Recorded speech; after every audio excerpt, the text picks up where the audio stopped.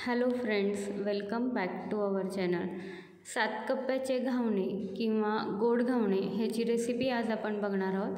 Recipe शेवटपर्यंत नक्कीच बघा. रेसिपी आवडली तर रेसिपीला लाईक करून चॅनलला सबस्क्राईब करायला विसरू नका, ज्याच्यामुळे तुम्हाला नवीन नवीन रेसिपी आहेत त्या बघता येईल. तर चला बघूया आपण 7 कप्प्याचे घावणे किंवा ह्याला गोड घावणेसुद्धा म्हणतात ते कसे बनवायचे. 7 कप्प्याचे घावणे करण्यासाठी आपण एक नारळ घेतलेला आहे आणि त्याचा खोबऱ्याचा किस आहे तो करून घेतलेला आहे. अंदाजे हे 2 वाटी खोबऱ्याचा किस असेल. तर आता पहिल्यांदा आपण सारण बनवून घेऊया. त्यासाठी कढई आहे ती गरम करून घ्यायची. कढई गरम झाली की त्याच्यामध्ये 2 चमचे तूप ॲड करूया. तूप चांगलं गरम झालं की त्याच्यामध्ये जो खोबऱ्याचा किस आपण करून घेतलेला आहे तो ॲड करूया आणि 2 ते 3 मिनटं छान असा भाजून घेऊया. इथं आपण गुळाचा वापर करणार आहोत. तर 2 वाटी खोबऱ्याचा किस असेल तर 1 वाटी गूळ वापरणार आहोत.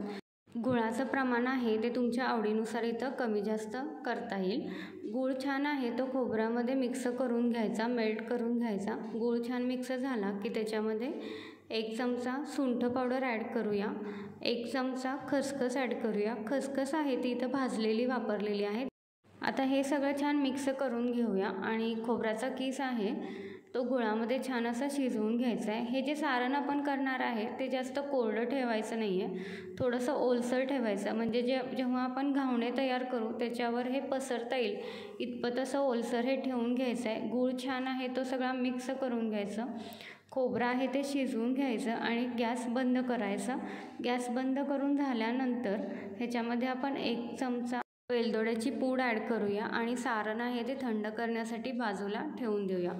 सारण थंड होतं आहे तोपर्यंत आपण घावण्यासाठी पीठ तयार करून घेऊया. त्यासाठी तांदळाचं पीठ आहे ते 1 वाटी घेतलेली आहे. त्याच्यामध्ये आपण चवीनुसार मीठ ॲड करूया आणि इथं 1 वाटी पीठ घेतलेलं आहे तर 2 वाटी पाणी ॲड करूया. इथं पाण्याचं प्रमाण आहे ते कमी जास्त होऊ शकतं. थोडं थोडं पाणी वापरून पीठ आहे ते भिजवून घ्यायचं. पीठ आहे ते थोडंसं पातळ आपल्याला असं भिजवून घ्यायचं आहे, म्हणजे तव्यावर आपल्याला ते पसरता येईल इथपर्यंत आपल्याला त्याची कन्सिस्टन्सी आहे ती आपल्याला ठेवून घ्यायची आहे. पीठ तयार झालं की आता आपण 7 कप्प्याचे घावणे आहेत ते तयार करायला घेऊया. डोशाचा तवा इथं वापरलेला आहे. तवा आहे तो गरम करून घ्यायचा आणि तव्याला छान असं तेल लावून घ्यायचं. तवा गरम झाल्यानंतर जे आपण पीठ बनवलेलं आहे ते घावण्याचं पसरून घेऊया तव्यावर छान. रेग्युलर जसं घावणे आपण करून घेतो आहे तसंच हे सेम करायचं. गॅसची फ्लेम आहे ती एकदम स्लो ठेवायची आहे आणि घावणे तयार व्हायला सुरू झालं की आपण जे सारण करून घेतलेलं आहे ते घावण्याच्या एका बाजूला निम्म्या बाजूला पूर्णपणे पसरून घ्यायचं आणि त्याची दुसरी बाजू आहे ती त्याच्यावर आपण ठेवून घ्यायची. आता तव्याची जी रिकामी बाजू राहिलेली आहे त्याला तेल लावून घ्यायचं परत एकदा आणि त्या निम्म्या बाजूवर आपण घावण्याचं पीठ आहे ते तांदळाचं पीठ आहे ते पसरून घेऊया आणि त्याच्यावर आपण अर्धा घावणा आहे तो तयार करून घ्यायचा. या सगळ्या प्रोसेसमध्ये गॅसची फ्लेम आहे ती आपल्याला एकदम स्लो ठेवायची आहे.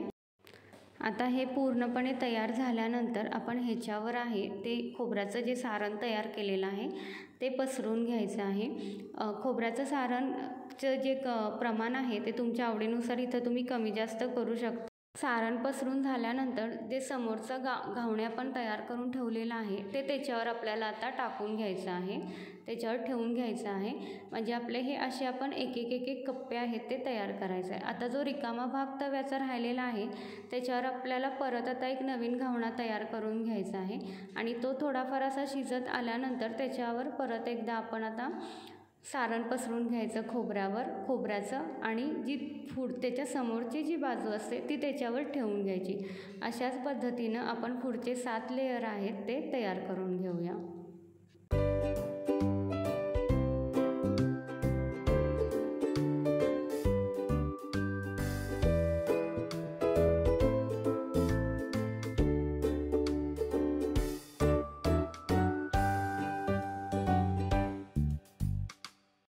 आता जे आपण बनवतो आहे तो 7वा कप्पा बनवतो आहे. आता हे घावणे बनवताना फक्त एकच गोष्ट लक्षात ठेवायची, सारण भरून झाल्यानंतर जेव्हा आपण पुढची बाजू त्याच्यावर ठेवतो आहे त्यावेळी बाजू ठेवल्यानंतर चमच्याच्या साहाय्याने थोडंसं प्रेस करून घ्यायचं, म्हणजे आपल्याला जे घावण्याची बाजू आहे ती उलटायला सोपी जाते आणि घावणे आहेत ते आपले मध्ये तुटत नाही.